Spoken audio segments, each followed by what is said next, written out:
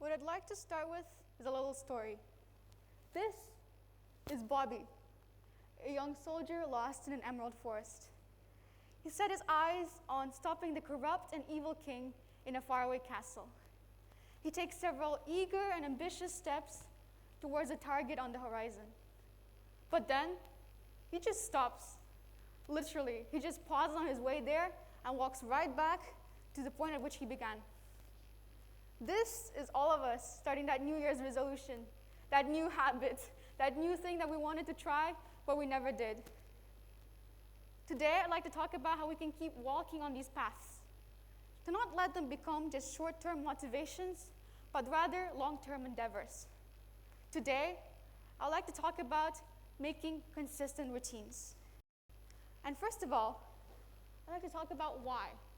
Why create a consistent routine? Firstly, to achieve higher results. Because if you're not going to delegate enough consistency to what you're doing, you're not going to reach any results at all. And also, you can dedicate so much more focus to what you're doing. Rather than spending 7 hours in one day cramming for one exam straight, probably tired and unfocused, you can delegate the time spread out over several days. And I think this is an example that is very relevant to many of our audience. And I'm part of this as well. In addition, it allows you to have so much more control over what you're doing. Rather than being imposed upon deadlines by other people, you create your own deadlines and have your own schedule. This also allows you to take things more slowly and in a more natural pace for you. And finally, and I think most importantly, is the benefit that it has on your mental health. You don't have to keep worrying about these deadlines looming over you, right over you. It removes so much of the worries and anxieties and the frustrations. And even if you would have prepared to the same extent, both by preparing for like 1 day before the exam and for the whole month prior to that, even if that was the case, which it isn't, then the amount of stress, worries, and frustration that the second method removes just leads to such a more enjoyable experience. And leads me to the second point, which is the essentials of consistent living. Essentially, consistent living means developing habits. This is an alternative to relying on motivation, which is volatile and fleeting, meaning we can't control it. What I mean is that when you're going to be faced by challenges, if your routine is just driven by motivation, you're probably not going to follow through. Rather than that, it's important to build your habits, and especially from the ground up. What Bobby did wrong is that he set his steps too ambitious, too eager for himself, and this led him to quickly burning out. What is important is being realistic about what you can do and setting the targets that work for you and not for anyone else.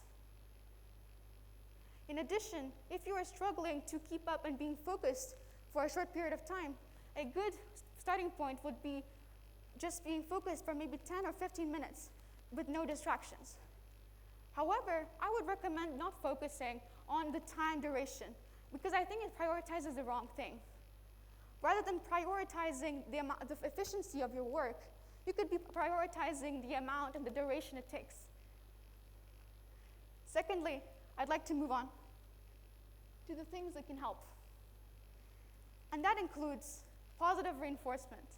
This means instead of criticizing yourself for the things that you did wrong, focusing on the things that you did right. And this might seem rather cheesy or cliche, but I only noticed how important this is for me recently. Rather than self-criticizing myself naturally for the things I did wrong, for the things that I might have not done throughout the day, I focus on the things that I did right. The thing that I do, and I implemented into my night routine, is whenever I go to sleep, I think of the things that I'm proud of that I've done throughout the day. And on some days, that could be a lot of things. I could be very happy about what I've done. But on others, it's very little. But this exercise particularly matters on the days when I don't have a lot of things to say, because it lets me still focus on the positives and lets me look forward to the day ahead. This is my first thing to try. If you may be already realizing that you're kind of self-critical, try really positive reinforcement. Secondly, another advice that I could give is relying as little as possible on self-discipline and your inner motivation. because these things are very energy consuming, and rather, whenever possible, use physical restrictions upon things that you should control. For instance, I know that I'm terrible at keeping up focus on my work, and I often find myself browsing through online internet. And what I do is I use physical restrictors, because I know they exist, to prevent me from doing things that I shouldn't be doing, that prevent me from focusing on my goals. And another thing I'd like to talk about is utilizing the functions of your brain. Humans are generally prone to feeling peer pressure and sympathy. And I feel like this is something not really discussed, but to emphasize your sympathy, you could be using apps that let you take care of an animal or plant or a creature by focusing on your goals. I'm talking about apps like Forest and its alternatives. In addition, to feel a feeling of peer pressure in a positive way, try studying with your friends, which is something that everyone probably does. However, another thing is using just study with me videos. They allow you to have a feeling of working with somebody else and keeping a more organized schedule. Another thing I'd like to emphasize is analyzing your actions and being conscious of what you're doing. When you're feeling tired, for instance, ask yourself why. Why exactly am I feeling tired? For instance, have you not slept enough the previous day? Or was it you haven't eaten a proper breakfast? Maybe something like that. What is important is analyzing where you went wrong or where you could be better, and then focusing on those things and making sure you're getting better at them as you go along, being aware of where your problems lie. And I'd like to say, finally, the physical health. I think that is just so important to make sure that your physical health is up to date while you are focusing on your mental health and goals as well. And in this room, I'd like to prioritize particularly sleeping enough. And I know that every one of you probably heard this a million times. Get enough sleep, maybe from your teachers as well, some of which are sitting right here. And sleeping enough, I only noticed how important this is for me just recently. I realized that on the days when I'm not getting enough sleep, I can still function quite well in school. But when I am getting home, I'm not able to motivate myself and keep going and drive through. And I noticed on the days that I am getting enough sleep, I drew the dots in and I realized that those are the days that I can keep focused for a longer period of time. So if you're finding it difficult after school or after work to keep focused, really prioritize your sleep. That's an advice I can give.